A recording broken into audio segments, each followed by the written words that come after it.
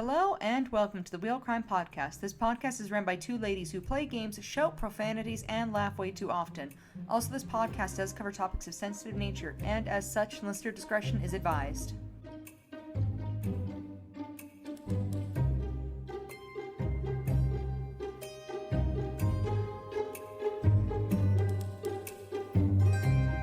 Hello and welcome back once again to the Wheel of Crime podcast. My name is Jenn. My name is Emily, and oh my goodness, it has been a journey. These last weeks. I feel like June is one of my favorite months of the year, but it always flies by. That it does, and I'm starting to wonder if my subconscious is working against me because for whatever reason, I literally forget every single year about how we technically have a forest fire season, and it just makes the air quality so ashy and terrible, and I just never remember. And then suddenly June happens, and I'm like, oh my god, it's beautiful outside, and it's stinky. Smoky. Right? Yeah, I know. It's super smoky here today. The winds are blowing the smoke into my city today, which I don't love. It's blowing over here in my neck of the woods, too. The lake is choppy today. I know. I was in almost your neck of the woods today. Almost? You breezed by my neck of the woods today. I did. Yeah, we saw a fisherman out fighting for his life this morning before, just after the wind hit. It was, I won't lie to you, a little entertaining. I did have a good time. Man, I need you to get a boat so that we can be boat friends. Dude, I have a boat. Not like a real boat, though. It's like a little inflatable dinghy. Well, I actually need you to get a real, speedboat or something. I agree, though. I think a speedboat would be fun. You live on a lake. It's just a requirement. Tell your husband. Expensive. Maybe I could rent one, I guess. Be that kind of bougie instead. You're a boat girl. You deserve a boat. I won't lie to you. I'm actually kind of scared of boats. I've never been on one. Yes, you have. Before. I've been on a ferry. I've never been on a boat. Like a little one. Oh, like a speedboat. You've been on a boat. We've gone on mini boat tours. Yeah, like that, but not like what you're saying, like a speedboat or like a pontoon or whatever. I've never been on those kind. Those feel a little intimately close to the water for me. No, they're so much fun. My grandpa had a speedboat growing up, and so did my uncle. So we were always out on the lake on those things, and it was the best. I'm telling ya, nothing hits being a 12-year-old with no responsibility listening to Taylor Swift in the middle of a lake with a nice cold lemonade. I've never been happier. The picture that was my peak. I just wish I could go back to that time to experience that, because that does sound really good, actually. It was my peak.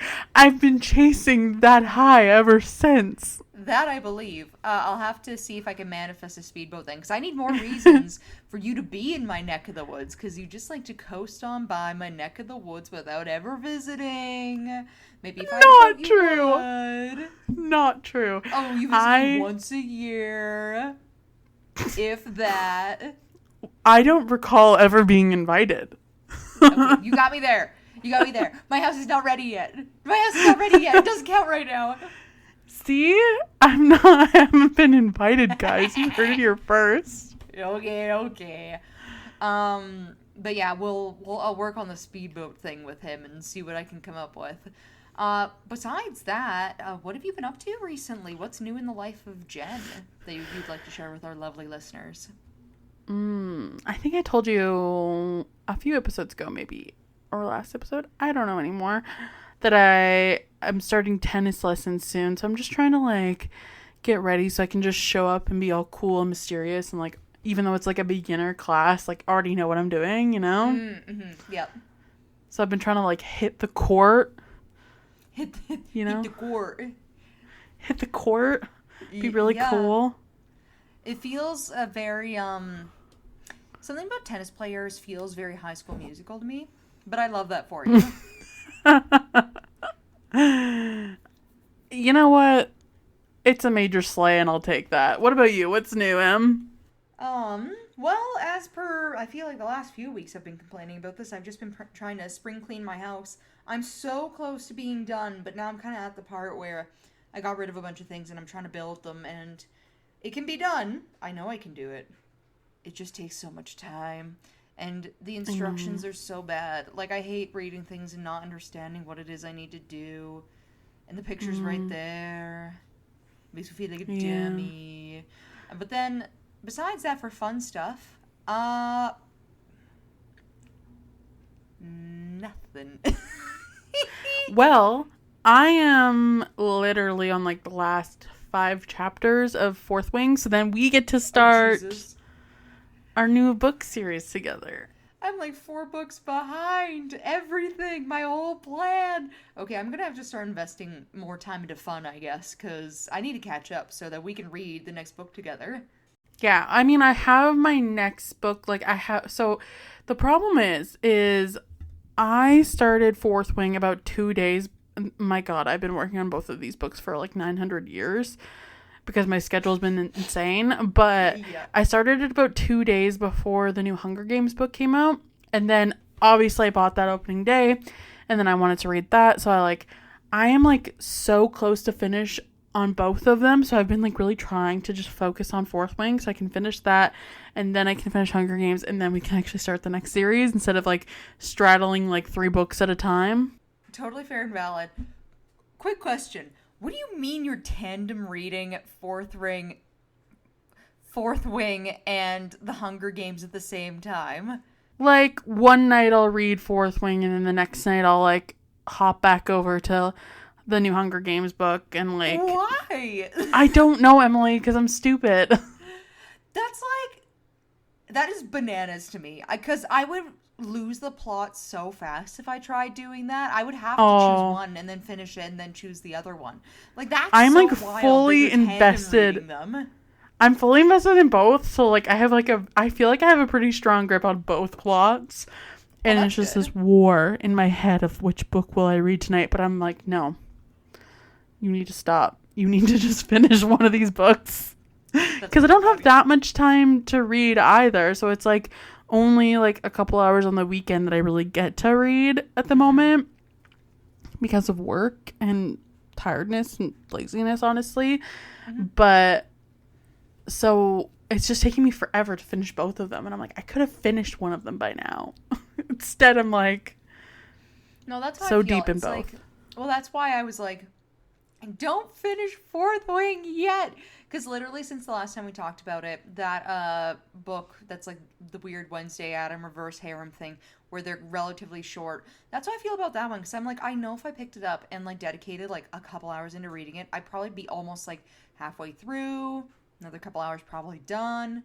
It's just the finding the time right now Hmm. is so hard, especially with it being the summer. Because now I feel like people want to do more things, obviously, I know. and it's kind of like I don't want to say no to everything and be like I must stay inside and read my book, but I then I kind know. of want to do that. We've been gone literally every weekend or like had things to do every weekend. So it's been hard because I'm Hmm. like, I'm tired. I just want to chill at home. But and read my book. But that has not been my life for the last month. Nope. Yep, we're a couple busy gals. I guess with that, should we get into our wheel of questions? We probably should. We've been yapping forever. Oh, well, you and I can yap literally forever and ever. But All yes, right. we should go. Spin away,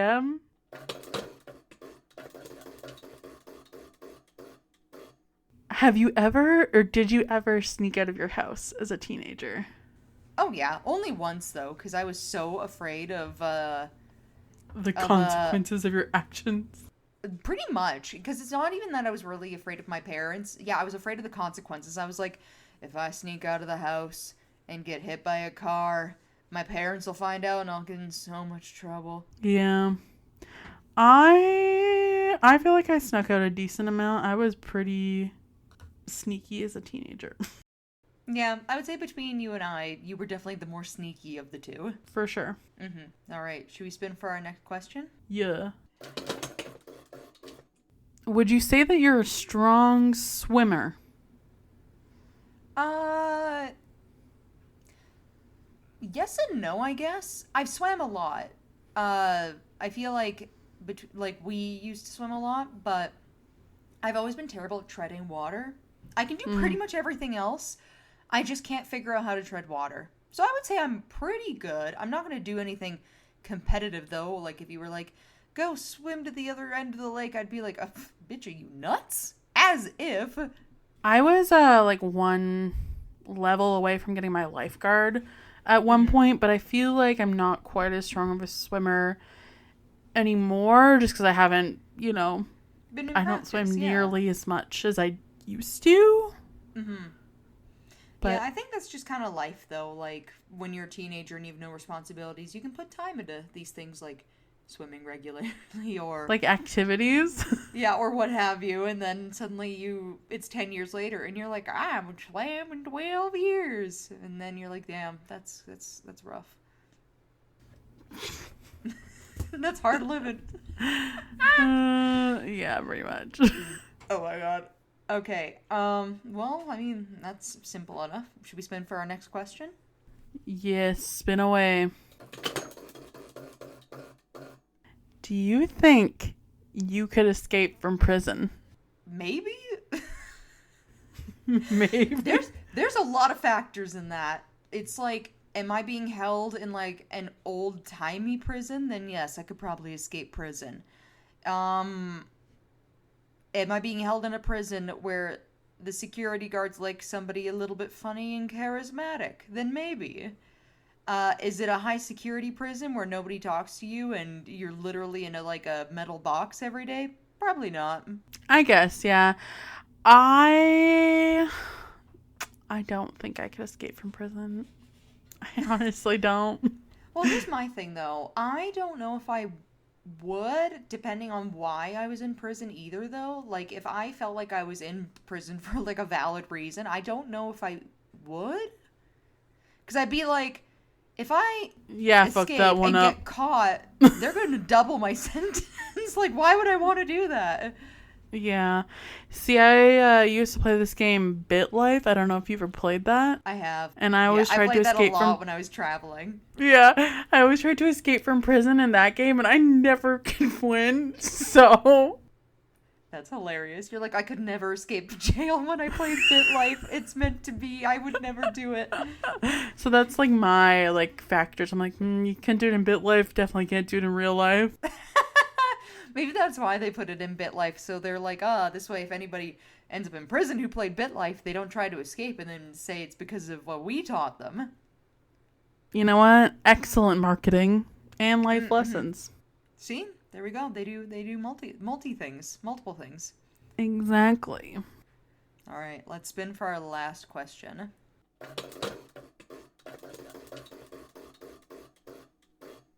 Do you know what your IQ is? And if so, what is it? What is it? Like, have you ever done an IQ test? Okay, here's where we're gonna get a little geeky. I've never done an official IQ test, but out of curiosity, when ChatGPT came out, I had her design a IQ test for me to take and then give me an IQ off of my results. Okay, and Well, I don't remember because it was like forever ago now. I am gonna type in to my ChatGPT quickly what my IQ is.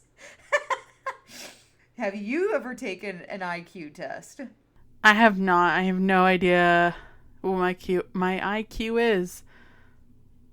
I feel like I'm probably average. That feels right for me.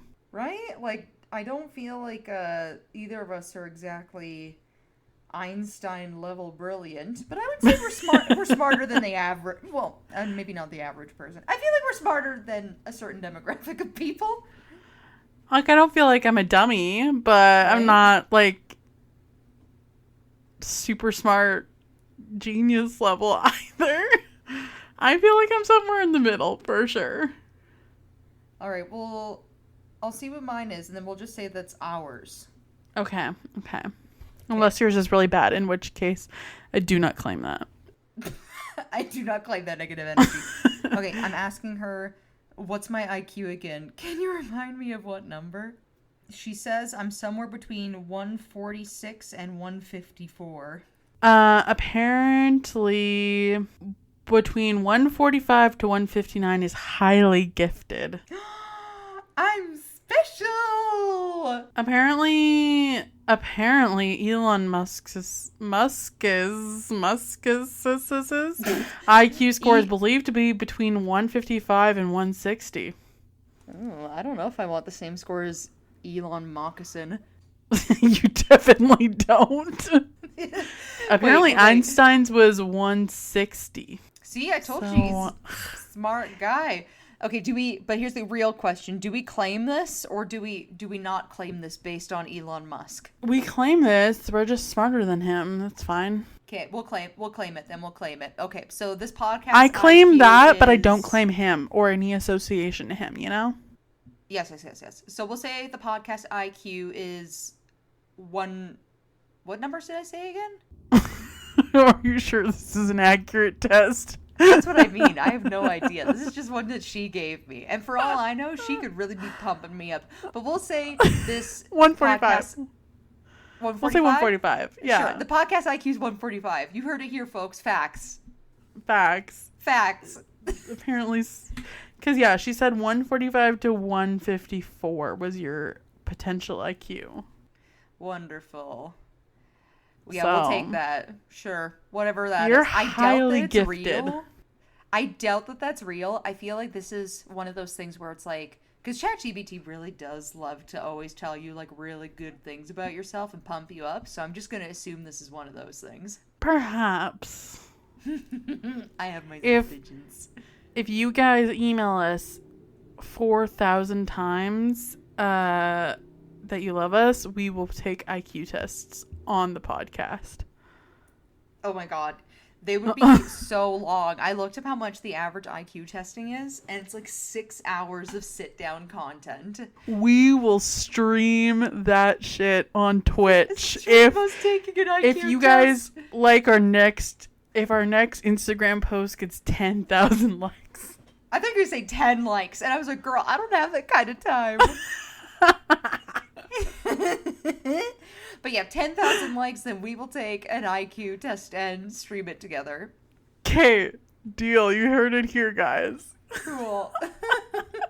Oh my god. I think that was our last question. It was, yeah. So what do you think my episode is about today? I think your episode is there's some really smart guy at school, and he's on the swim team, and he said, I hate everyone. And then he killed them all. Wait, and then he stole all of their Speedos after he killed them because he's a pervert. Yeah, 100%. That's it. Amazing. I love being right. End of the story. Okay, goodbye, guys. That's that high IQ kicking in. That's how I know these things. Oh my god, you're just so brilliant. You're so highly gifted. Just so highly gifted. Okay, well, today we have 3 men that we're going to talk about. 3? Oh, boy. 3.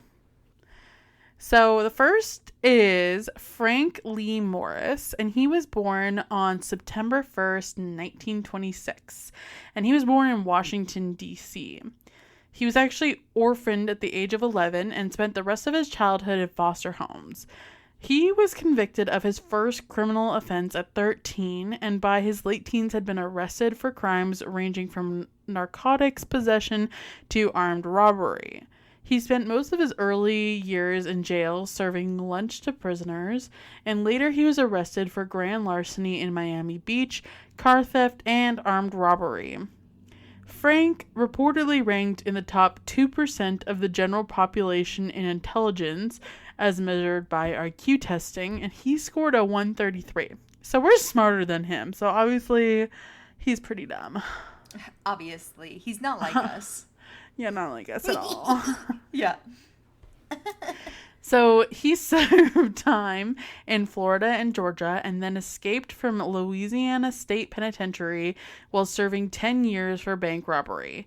He was recaptured later, about a year later, while committing a burglary and sent to Alcatraz on January 20th, 1960 as inmate number AZ 1441. I have a feeling I know your story today. I don't know the details of this story, but is this about the people who escaped Alcatraz? It The little is. group or whatever? Yeah. Cool. I've never actually looked into this. I just remember I like saw something about it when my husband and I were driving through San Francisco because around the area of the Golden Gate Bridge they mentioned like, oh, there's like these people who escaped, and I was like, weird, like how'd they get out? Like that's crazy because you can see it right like off Hmm. of the shore and whatever, and I'm like, oh my god, like props to them because I could never. Yeah. So the next, sorry, I think I said 3, but I meant 4 inmates that escaped Okay, because the next 2 are brothers, John and gotcha. Clarence Anglin. So John William Anglin was born on May 2nd, 1930, and Clarence was born on May 11th, 1931. So they were born into a family of 14 children in Donaldsonville, Georgia, which is insane. Mm-hmm. I cannot imagine having fucking 12, like 13 siblings. See, I'm like, so I obviously you know this, Jen, but I am the oldest of 6. So people do this thing when they learn that where they tell you about other big families they know, and that's actually a weird thing. Like 12, 13, 14 is way more common than you'd think, especially for older generations. But I think about it and I'm like, oh no, I know. I can't even imagine. that's so many people. It is a lot of That's a people lot of people. all under one roof. Yeah, You usually. would never have any privacy. Oh, yeah, I think privacy long left the building before child number 13, 12, 13, 14 rolled around. Yeah. So their parents, George Robert Anglin and Rochelle Van Miller Anglin, were seasonal farm workers. In the early 1940s, they moved their family to Ruskin, Florida, about 20 miles south of Tampa, where the truck farms and tomato fields provided a more reliable source of income. Each June, they migrated north as far as Michigan to pick cherries. Clarence and John were reportedly inseparable as youngsters. They became skilled swimmers and amazed their siblings by swimming in the frigid waters of Lake Michigan as ice still floated on its surface. Clarence was first caught breaking into a service station when he was 14. The brothers began robbing banks and other establishments as a team in the early 1950s, usually targeting businesses that were closed to ensure no one got injured. They claimed that they used a weapon only once during a bank heist, a toy gun. On January 17th, 1958, John, Clarence, and Alfred who Alfred was their other brother, robbed the Bank of Columbia in Columbia, Alabama. All received a 35-year sentence, which they all served at Florida State Prison and then Leavenworth Federal Penitentiary and then Atlanta Penitentiary.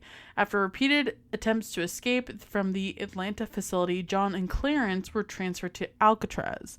John arrived on October 24th, 1960 as inmate AZ 1476 and Clarence on January 16th, 1961 as inmate AZ 1485. And the last man that we are going to talk about is Alan West, who was born on March 25th, 1929, and he was born in New York City. He was arrested over 20 times throughout his life and imprisoned for car theft in 1955, first at the Atlanta Penitentiary and then Florida State Prison.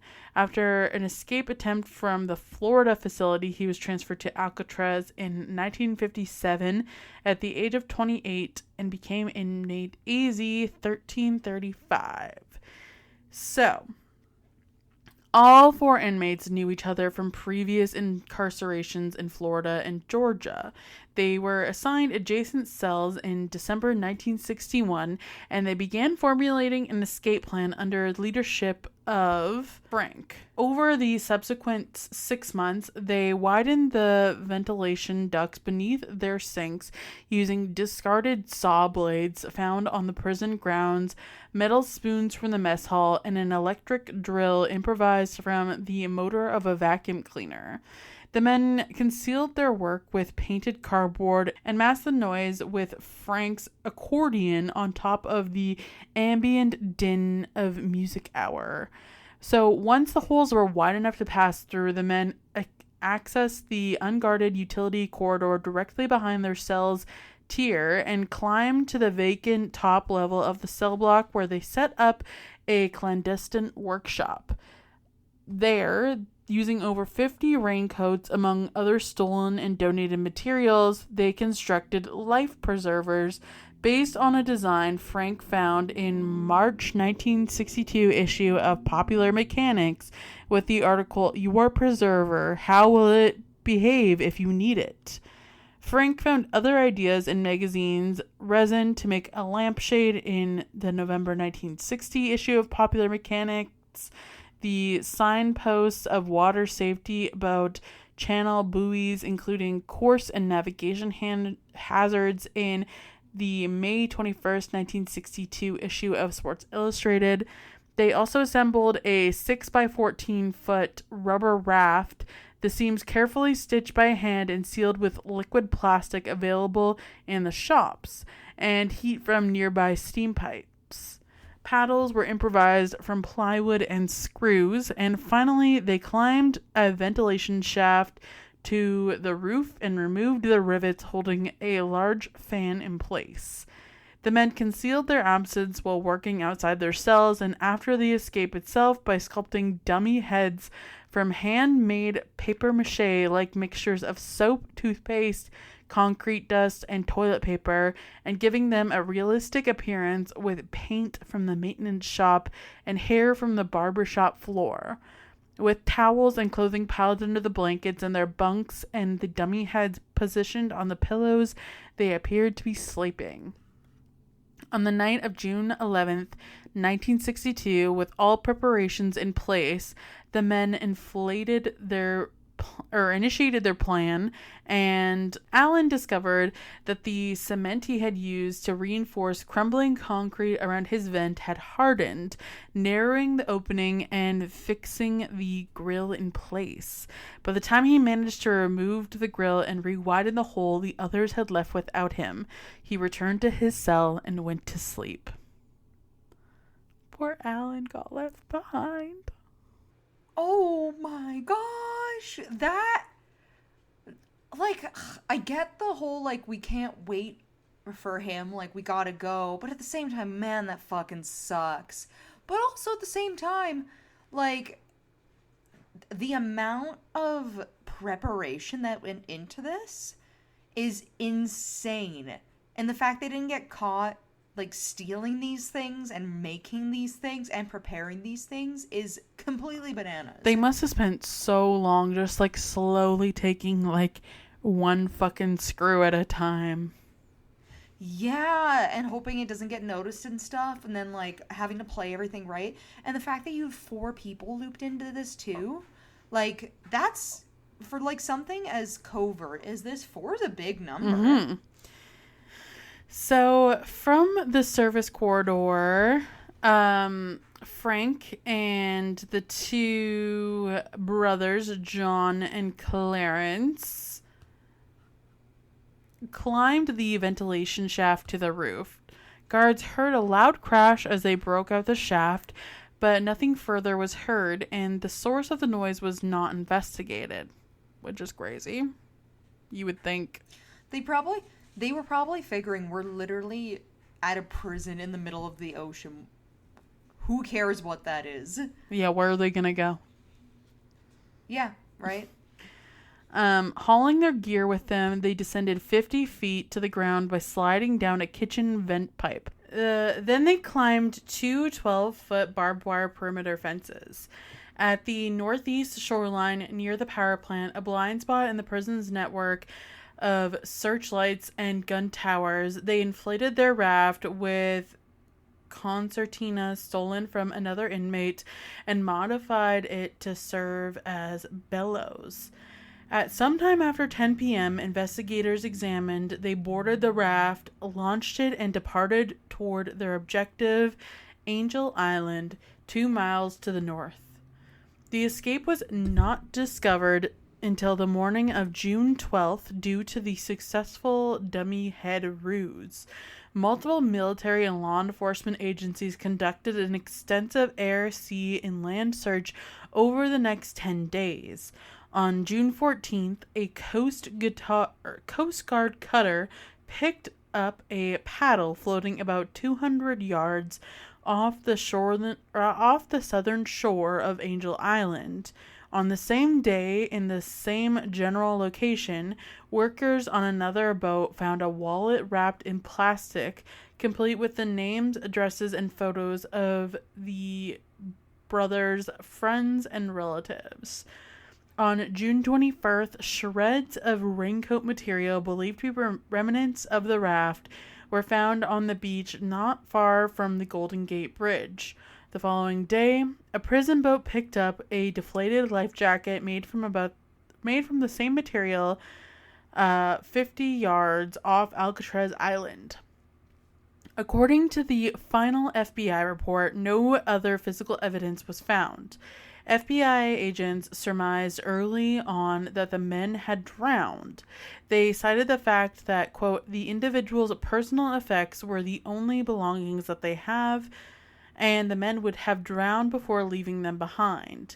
However, no human remains were found at the time. On July 17th, a month after the escape, a Norwegian ship, SS Norgeville, sorry for my horrific pronunciation there, spotted a body floating in the ocean 15 nautical miles from the Golden Gate Bridge. The ship did not retrieve the body and did not report the sighting until October.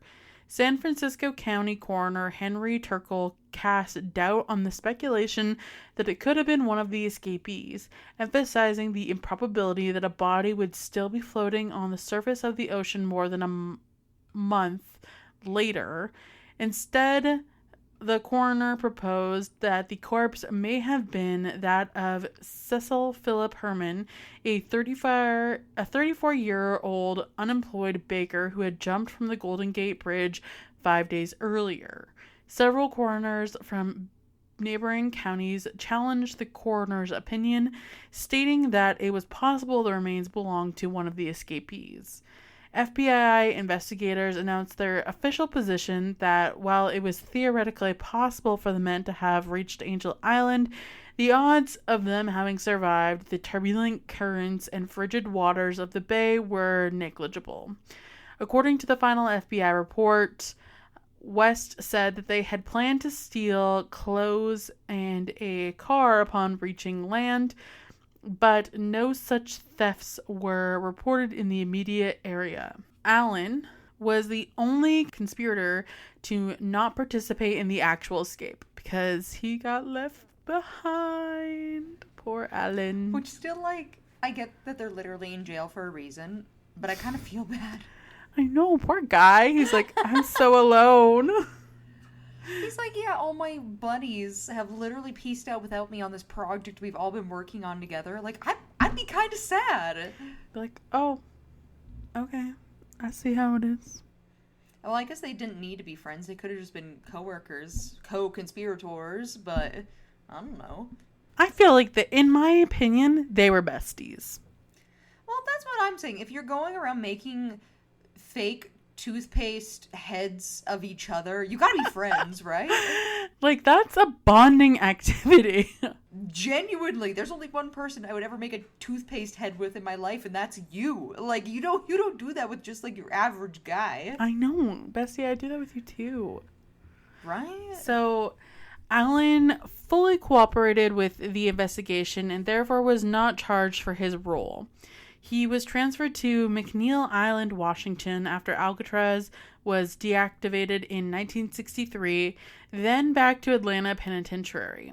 After serving his sentence, followed by 2 additional sentences in Georgia and Florida, he was released in 1967, only to be arrested once again in Florida the following year on charges of grand larceny. At Florida State Prison, he fatally stabbed another inmate in October 1972. He was serving multiple sentences, including life imprisonment, on the murder conviction when he died of acute pain in his lower abdomen. The symptoms included fever, swelling, weight loss. So basically, he croaked her in 1978. Mm-hmm. So on December 16th, 1962, Alcatraz inmate John Paul Scott made inflatable armbands from inflated rubber gloves and swam 2.7 nautical miles from Alcatraz to Fort Point on the southern end of the Golden Gate Bridge. He was found there by 3 teenagers suffering from hypothermia and exhaustion. After recovering in Letterman Army Hospital, he was returned to Alcatraz. John... Sorry, it's just... You made it. You literally made it. And then your ass was sent right back. Like, how fucking depressing is that? Like, imagine you literally almost die. You escaped. You made it. And then they're like, "Oh, we got you, guy. You did it. Get back into prison. Get back into jail." Right back to jail. So yes, John Paul is the only documented case of an Alcatraz inmate reaching the shore by swimming. Today, athletes swim the same Alcatraz to Fort Point route as part of 2 annual triathlon events. Because Alcatraz costs more to operate than other prisons, nearly $10 per prisoner per day, as opposed to $3 per prisoner per day at Atlanta, and because 50 years of salt water saturation had severely eroded the buildings, Attorney General Robert F. Kennedy ordered the facility to be closed on March 21st, 1963. The FBI closed its file on December 31st, 1979, after a 17-year investigation. Their official finding was that the prisoners most likely drowned in the cold waters of the bay while attempting to reach Angel Island. They cited the remnants found of the raft as well as the personal effects of the men as evidence that the raft broke up and sank at some point, and the 3 convicts succumbed to hypothermia with their bodies swept out to sea by the rapid currents of the San Francisco Bay. The FBI did hand their evidence over to the United States Marshals Service, whose investigation remains open. As Deputy U.S. Marshal Michael Dyke told NPR, "There's an active warrant and the Marshal Service doesn't give up looking for people." In 2009, Marshal Dyke said that he was still receiving leads on a regular basis. The warrant will expire in 2030 when the missing men would be at least 100 years old. In 2022, age-progressed drawings of the missing men were released by the Marshal Service through their fugitive investigations websites. So, just to kind of go over a few of the sightings. Mm-hmm. In January 1965, the FBI investigated a rumor that Clarence was living in Brazil. Agents were dispatched to South America but found no direct evidence he was there. A man called the Bureau in 1967 claiming to have been Frank's classmate and to have known him for more than 30 years. He said he bumped into him in Maryland and described him as having, quote, "a small beard and a mustache," but refused to give further details. Family members of the brothers occasionally received postcards and messages over the years. Most were unsigned. One was signed Jerry and another Jerry and Joe. The family also produced a Christmas card purportedly received in the family mailbox in 1962 saying, "To Mother from John, Merry Christmas." Another one of the brothers' siblings, Robert, also said that sometimes the phone would ring and all that could be heard was breathing on the other end. Robert said, quote, "I suppose all that could have been pranks, but maybe it was my brothers." Their mom received flowers anonymously every Mother's Day until her death in 1973, and 2 very tall, unusual women in heavy makeup were reported to have attended her funeral. Federal officials say that in the mid to late 1960s and into the 1970s, there were 6 or 7 sightings reported of the brothers, all in North Florida or Georgia. Robert said that in 1989, when their dad died, 2 strangers in beards showed up at the funeral home, and according to Robert, quote, they stood in front of the casket looking at the body. A few minutes they wept, then they walked out. In 1989, a woman who identified herself only as Kathy called Unsolved Mysteries tip line to report that a photo of Clarence matched the description of a man who lived on a farm near Marianna, Florida. Another woman also recognized the photo of Clarence and said that he lived near Marianna. She correctly identified his eye color, height, and other physical features. Another witness claimed that a sketch of Frank bore a striking resemblance to a man that she had seen in the same area. So, a day after the escape, a man claiming to be John called a lawyer named Eugenia McGowan in San Francisco to arrange a meeting with the U.S. Marshal's office. When the lawyer refused, the caller terminated the phone call.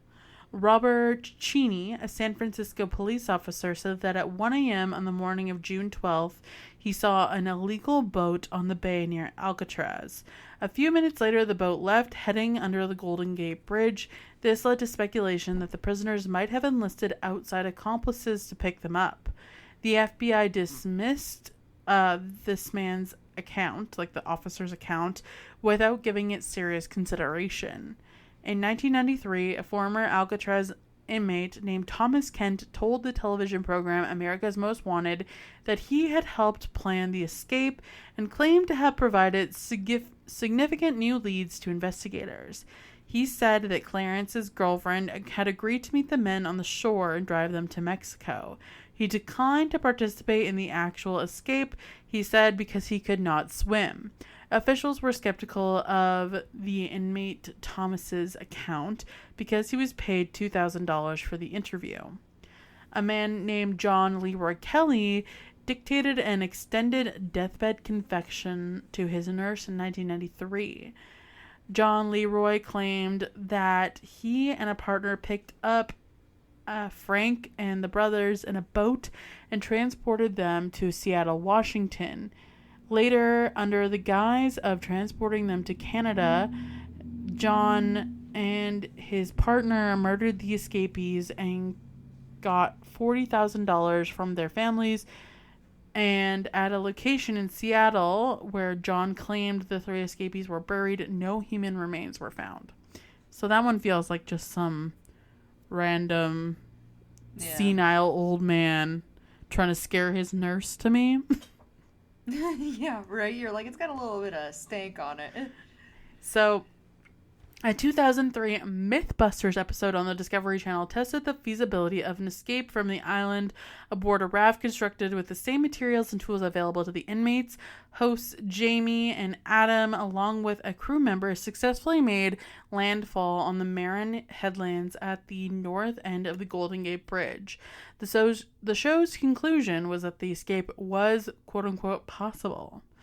A 2011 documentary on National Geographic entitled Vanished from Alcatraz reported that, contrary to the official FBI report, a raft was discovered on Angel Island on June 12, 1962, the day after the escape, with footprints leading away from it. Furthermore, a 1955 blue Chevrolet with a California license plate was stolen in Marin County the same day, a claim corroborated by stories in Humboldt Times and the San Francisco Examiner. The following day, a motorist in Stockton, California, which is 80 miles east of San Fran, reported to the California Highway Patrol that he was forced off the road by 3 men in a blue Chevrolet. So the same year, an 89-year-old man named Bud Morris, who claimed he was the cousin of Frank, said that on 8 or 9 occasions prior to the escape, he had delivered envelopes of money to Alcatraz guards presumably as bribes. He further claimed to have met his cousin face to face in a San Diego park shortly after the escape. His daughter, who was 8 or 9 years old at the time, said she was present at the meeting and with Dad's friend Frank, but had no idea about the escape. A 2014 study of ocean currents by scientists at Delft University concluded that if the prisoners left Alcatraz at 11:30 p.m. on June 11th, they could have made it to Horseshoe Bay just north of Golden Gate, and that any debris would have floated in the direction of Angel Island, consistent with where the paddle and belongings were actually found. If they left before or after that time, they said the tides and currents were such that their chances of survival were slim. A 2015 History Channel documentary entitled Alcatraz, Search for the Truth presented further circumstantial evidence gathered over the years by the brothers' family. Kenneth and David Widner displayed Christmas cards containing the brothers' handwriting and allegedly received by family members for 3 years after the escape. While the handwriting was verified as someone from that family, none of the envelopes contained a postmark stamp, so experts could not determine when they had been delivered. The family cited the story from their friend Fred Breezy, who grew up with the brothers and claimed to have recognized them in Rio de Janeiro in 1975. They produced photographs reportedly taken by Fred, including one of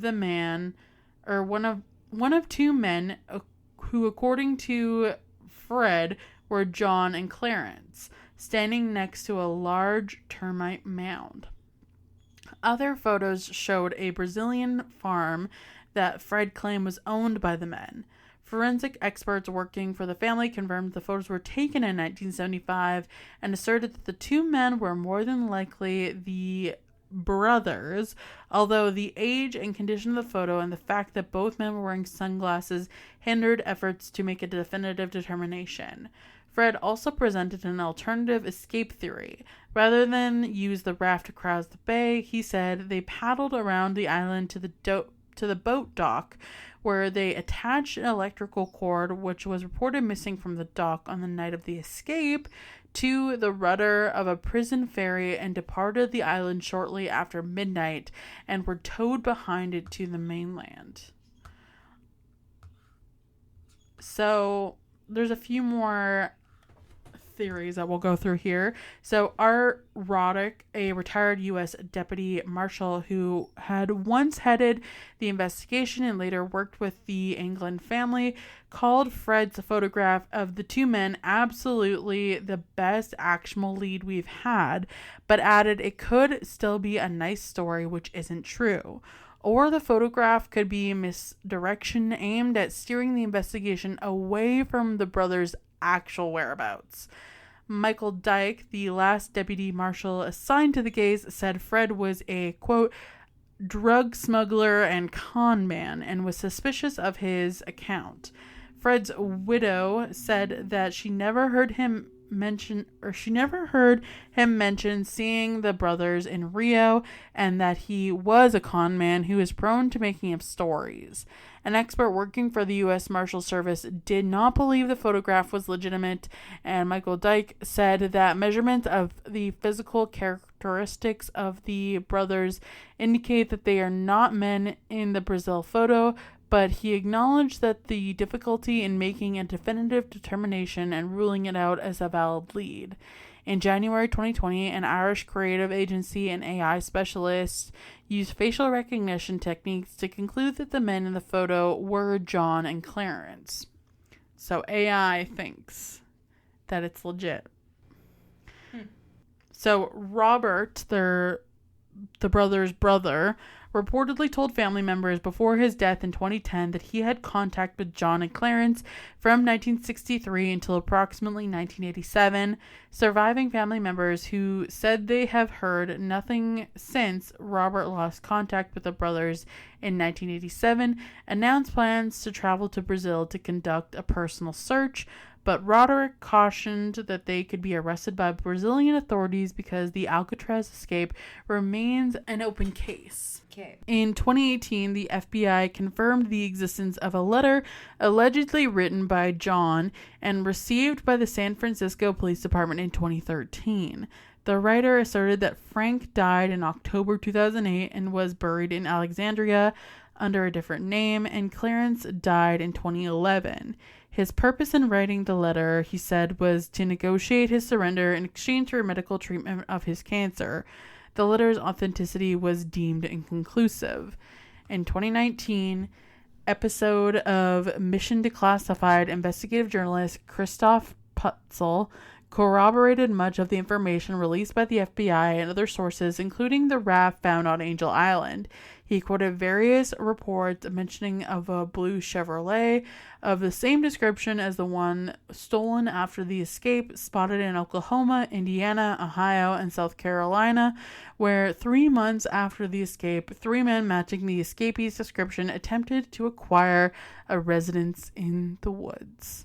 That's basically all we know about the escape attempt. And for previous attempts of escape from Alcatraz, because there were many, there was 36 inmates who staged 14 escape attempts over 29 years that Alcatraz served as a federal penitentiary. 23 were recaptured, 6 were shot and killed, 2 drowned, and 5, including our 3 guys, were listed as missing and presumed drowned. Gotcha. And that is my tale for you today. So tell me, what are your thoughts? I have a few. But first of all, so if the 3 of them escaped, why do we only have a bunch of stories about the brothers and not this 3rd guy? Well, there was some of Frank, but Yeah, weird. It seemed like there was more connection with the brothers, those two, to the outside world, and less of Frank. My thought was, you know what I kind of think, actually? Just because it's interesting the way this unfolded. I do think that they survived, but I kind of think that either the FBI didn't figure out that they were alive until way later or something. Mm-hmm. I feel like there was something that happened where basically if the FBI revealed that they found them, that the brothers had already been say living a normal life and doing these different things, and it would have made the FBI look bad, or potentially signaled to the prisoners that, hey, there's a chance of escaping or something like that. I don't know. It feels weird because there's a few things in here that scream kind of in hiding, but maybe also witness protection, because it's they wouldn't have been able to do a lot of the things that they were doing without the FBI knowing. You know what I mean? I mean, unless they really did somehow escape to Brazil or South America. Right? I don't know. It is weird though, and it does sound like, at least for the amount of stories, that they probably did maintain. I think so. Here's the thing: for the brothers, for sure, I do think they survived.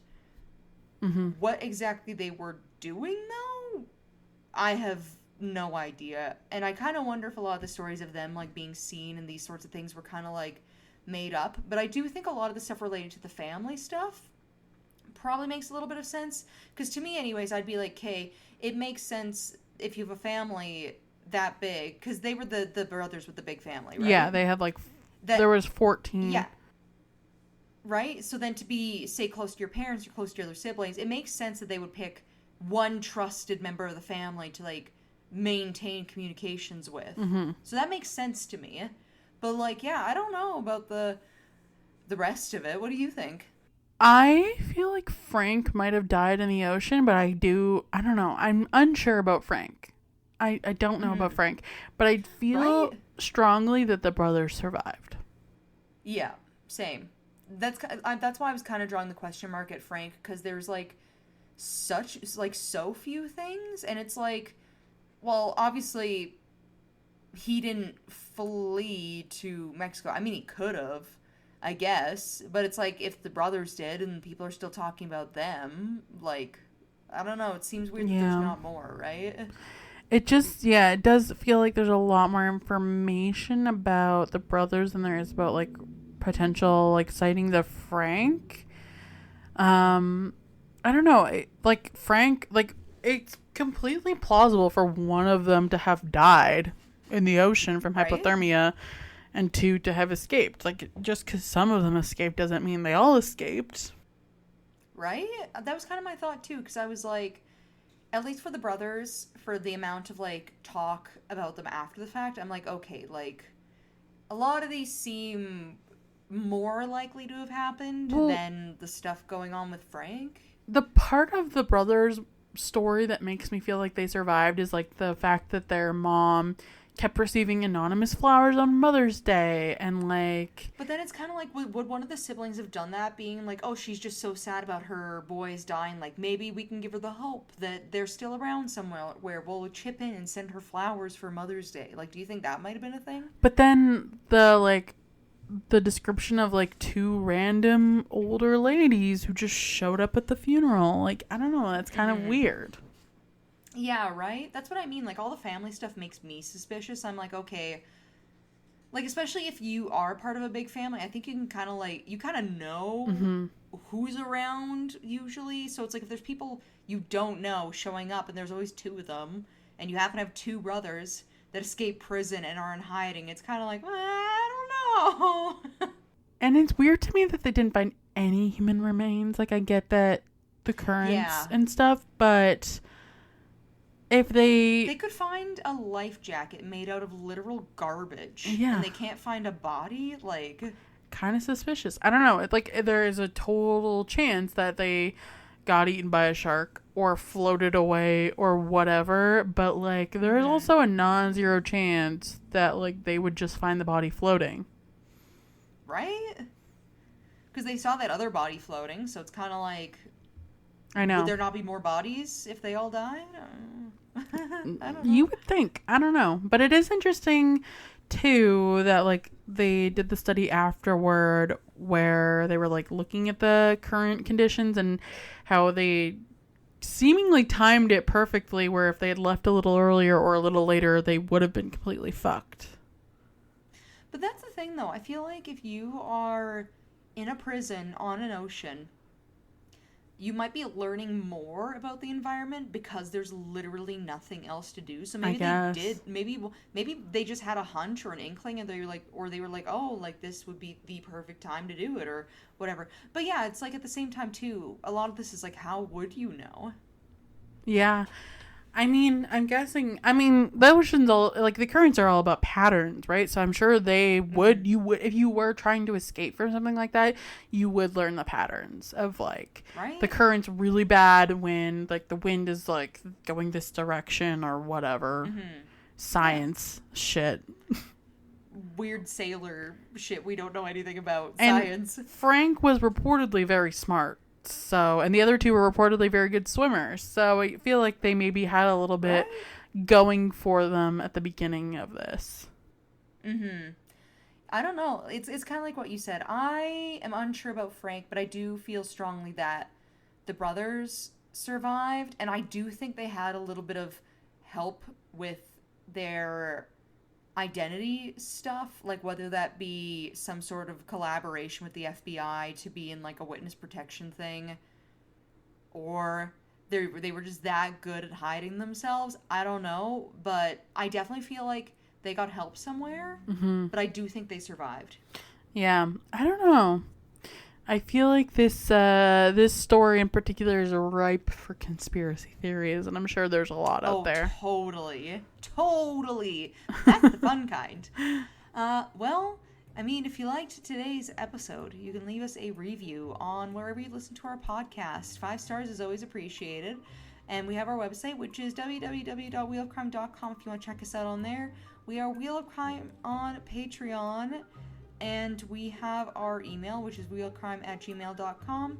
We have our social media, which is Facebook, Twitter, Facebook, X, Instagram, and TikTok, all at Wheel of Crime. And lastly, if you listen to today's story and you were like, I love conspiracies, or you were like, oh my god, I've been to Alcatraz, or my grandpappy was Frank. You can message in to the podcast and we will share your story. Or if you are Frank, email us. Frank.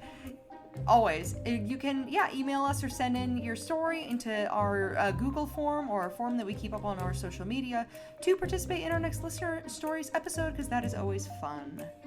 Yes, and that's it. That's all.